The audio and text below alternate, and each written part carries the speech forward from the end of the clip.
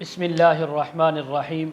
خواب میں بیر دیکھنا، خواب میں بیر کھانا، خواب میں کچے بیر کھانا، خواب میں پکے ہوئے بیر کھانا، خواب میں بیری کا درخت دیکھنا اور اسی کے متعلق تمام تعبیریں آج اس ویڈیو میں بیان ہوں گی۔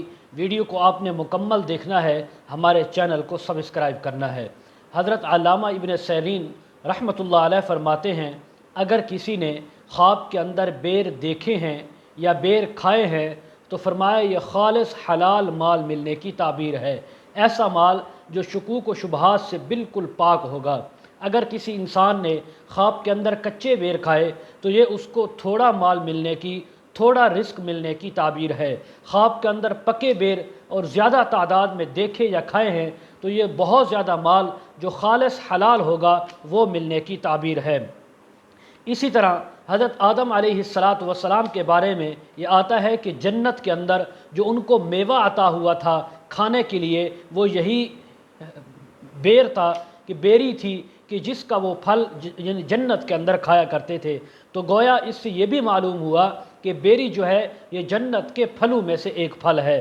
اور اسی طرح اگر خاص طور پر انسان نے بیری کا جو پھل ہے وہ موسم کے اندر کھایا، میٹھا اور شیریں کھایا، تو یہ بہت زیادہ رزق حلال ملنے کی، حلال مال ملنے کی تعبیر ہے۔